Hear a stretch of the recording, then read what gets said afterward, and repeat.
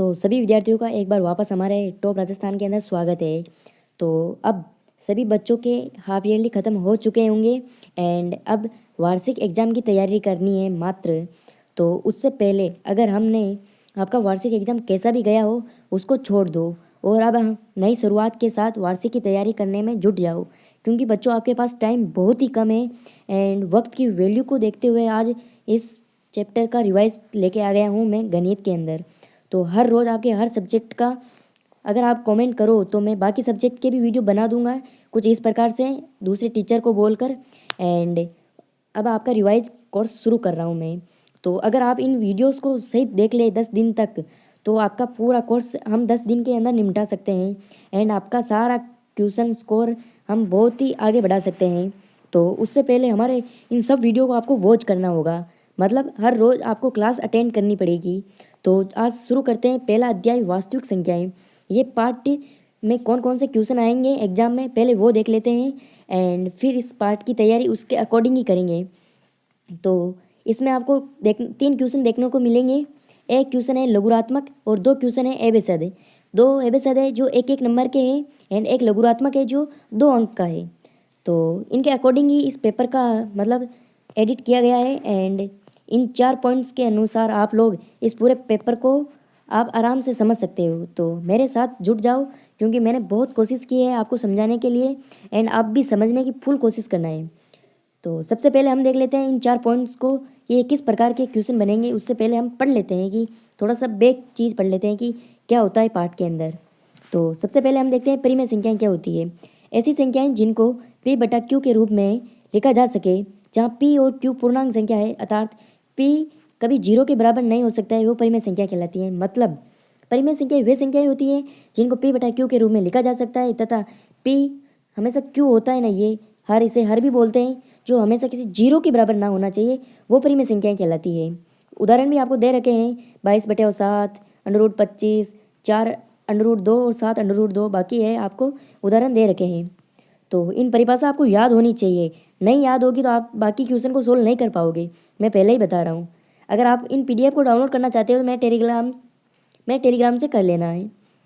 अब दूसरा पॉइंट क्या कह रहा है, अपरिमेय संख्याएं। ऐसी संख्याएं जिनको p बटा q के रूप में नहीं लिखा जा सकता है। ये परिमेय संख्याओं का उल्टा होता है। जो परिमेय संख्या p बटा q के रूप में लिखा जाता है तथा q 0 के बराबर ना हो उसे परिमेय संख्या कहते हैं। तथा अपरिमेय संख्याएं किसे कहते हैं, ऐसी संख्याएं जिनको p बटा q के रूप में नहीं लिखा जा सकता है। मैं लास्ट बार और बता रहा हूँ कि ये दोनों ही आपके पूरे पार्ट को, इसमें से इन दोनों परिभाषा में से आपका एक क्वेश्चन जरूर बनेगा, जरूर बनेगा, मतलब जरूर बनेगा। तो देख लेते हैं। सबसे पहले आपको √2, √5, ये पाई का चिन्ह, ऐसा पाई का चिन्ह, ये भी एक अपरिमेय संख्या है और इसे कभी कभी परिमेय संख्या भी बोला जाता है। एंड बाकी आप ये उदाहरण देख सकते हो। अब वास्तविक संख्या किसे कहते हैं। वास्तविक संख्याएं सभी परिमेय संख्याओं और अपरिमेय संख्याओं को सम्मिलित रूप से लिखने पर वास्तविक संख्या प्राप्त होती है। यानी जब परिमेय और अपरिमेय संख्याओं को हम समूह में जोड़कर उनको लिखते हैं उन्हें वास्तविक संख्या कहते हैं। जैसे कि उदाहरण ये दे रखे हैं, इनको आप सही ढंग से देख लेना। अब इस पाठ के कुछ महत्वपूर्ण तथ्य है, इनकी जानकारी आपको होना बहुत ही सख्त ज़रूरत है, क्योंकि इन पर ही आपका पूरा पाठ मतलब लॉजिक बना हुआ है, इन पर ही। तो पहला पॉइंट क्या कह रहा है, एक परिमेय तथा एक अपरिमेय संख्या का योग या अंतर एक अपरिमेय संख्या है। यानी जब परिमेय संख्या और अपरिमेय संख्याओं का योग परिमेय संख्या हमेशा प्राप्त होती है। समझाता हूँ तुझे सही ढंग से आपको। सबसे पहले स्क्रीन थोड़ी बड़ी कर लेते हैं। जैसे कि इसे हम परिमेय कह देते हैं और इसको प्लस, और अपरिमेय को हम अपरिमेय कह देते हैं। इन दोनों का योग करने पर हमेशा हमें अपरिमेय संख्या ही प्राप्त होगी। समझ में आ गया, हमेशा ये याद रखना है। आपको रिक्तस्थान में पूछ सकते हैं कि परिमेय तथा अपरिमेय संख्याओं का योग अंतर, हमें खाली स्थान संख्या होती है, अपरिमेय संख्या होती है। ये हमेशा आपको रिक्तस्थान तो आपके आएंगे ही नहीं, पर एबेसद में पूछ सकते हैं, ऐसे क्वेश्चन बहुत सारे पूछे गए हैं। एंड दूसरा क्या कह रहा है, एक अशून्य, जब परिमेय संख्या और अपरिमेय संख्या का गुणनफल और भाग्यफल हमेशा परिमेय संख्या होता है। मतलब परिमेय और अपरिमेय संख्याओं का गुणनफल और भागफल हमेशा अपरिमेय संख्या प्राप्त होती है। समझ में आ गया। अब तीसरा पॉइंट क्या कह रहा है, यदि दो अपरिमेय संख्याओं को जैसे कि परिमेय संख्या क्या है, √3 और √5, परिमेय संख्याओं का जोड़ या घटाया, माइनस या भाग लगाया जाता है, भाग दिया जाए या गुणा करने पर कभी भी हमें परिमेय संख्या या अपरिमेय संख्या प्राप्त होगी, दोनों में से एक ही प्राप्त होगी। समझ में आ गया है? √5 या √3 को हम गुणा करें या जोड़ें या घटाएं, हमें परिमेय या अपरिमेय संख्या दोनों में से कुछ भी प्राप्त हो सकता है। अब देखते हैं अंक गणित की आधारभूत परिमेय। ये भी बहुत सारे एग्जाम में पूछा गया है एंड मॉडल पेपर में ये बहुत बार आता है ये क्वेश्चन, तो इसको भी देख लेते हैं। प्रत्येक भाज्य संख्या का अभाज्य संख्याओं के गुणनफल के रूप में व्यक्त किया जा सकता है तथा ये गुणनखंड अभाज्य गुणनखंडों के आने के क्रम को बिना अद्वितीय होते हैं। यानी इसका शॉर्ट आंसर यही है कि एक न तो अभाज्य संख्या है और तथा न ही अभाज्य संख्या है, उनको हम गणित के आधारभूत परिमेय कहते हैं। एंड तो ये महत्वपूर्ण कुछ टॉपिक्स थे, इनको आप और पढ़ लेना जिनसे कि आपका माइंडसेट सही सुधर जाए और सही ढंग से ये पार्ट आपको समझ में आ जाए। तो अब एवरेज देख लेते हैं धीरे धीरे। पहला एवरेज क्या कह रहा है, निम्नलिखित में से कौन सी अपरिमेय संख्या नहीं है? √10 परिमेय संख्या है, नहीं सॉरी अपरिमेय संख्या है, ये भी है और 121 आपका अपरिमेय संख्या नहीं है। अब दूसरा क्वेश्चन क्या कह रहे हैं, 2 - √3 परिमेय संख्या है या अपरिमेय संख्या है या सम संख्या है या पूर्णांक संख्या है? इसमें अपरिमेय संख्या है। मैंने आपको उदाहरण में पहले ही बताया था, ये रहा आपका उदाहरण, ये रहा आपका उदाहरण, सेम है ना, बस 3 के स्थान पर 5 आ गया, मात्र ऐसा ही। मैं पहले ही कह रहा हूँ कि आपको उदाहरण को एक बार सही ढंग से देख लेना है। ओके, अब तीसरा क्वेश्चन क्या है, पाई एक है परिमेय संख्या। मैंने कहा ना परिमेय संख्या भी होती है और अपरिमेय संख्या भी होती है, तो इसका आंसर हो जाएगा 2 और 3 दोनों ही।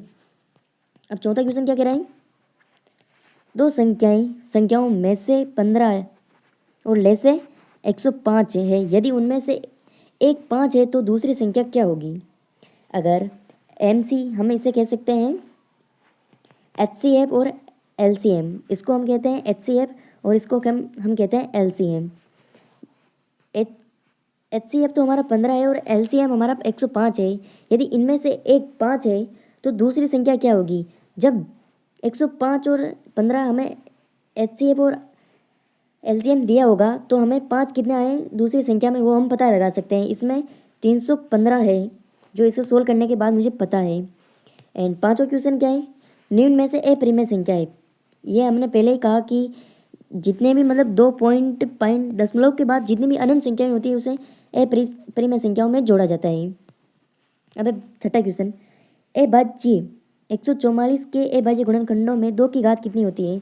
2 की घात कितनी होती है मतलब सोल्व कर लेना है आपको 144 के अभाज्य गुणनखंड। अभाज्य गुणनखंड करना आपको ज्ञात करना आना चाहिए, जैसे कि यह है अभाज्य गुणनखंड करने की विधि। 2 का भाग हम 14 में देंगे तो 7 आएगा और 2 का भाग हम देंगे 4 में तो 2 आएगा। अब 2 का भाग वापस हम 6 में देंगे तो 3 बार और 36। अब वापस 2 का भाग हम 36 में देते हैं तो कितना आता है 1 और 8। अब वापस 2 का भाग हम 9, अब 3 का भाग तो कितने आते हैं 2 की घात 1 2 3 4, तो इसमें आंसर कितना है 4। समझ गए हो? अब देखते हैं सातवां क्वेश्चन, यदि p² एक सम संख्या है तो p है। अगर ऐसा क्वेश्चन आपको देखने को नहीं मिलेगा फिर भी मिल जाए तो आपको, अगर p² एक सम संख्या है, माना कि p² जैसे कि 2 का स्क्वायर कितना होता है 4, या एक परिमेय संख्या है, तो इसमें आंसर क्या हो जाएगी, सम संख्या को हम मतलब कह सकते हैं सम संख्या हो सकती है उसमें।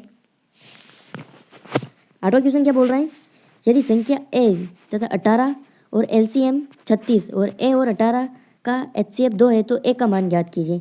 इसमें हमारा आंसर 4 हो जाएगा। Okay, let's go. अगर दोस्तों वीडियो समझ में आ रहा हो तो मुझे पार्ट 2 कमेंट कर देना है, क्योंकि इस बार थोड़ी सी समस्या हो रही है इसलिए मैं आपको इस वीडियो को पूरा एक्सप्लेन नहीं कर पा रहा हूँ।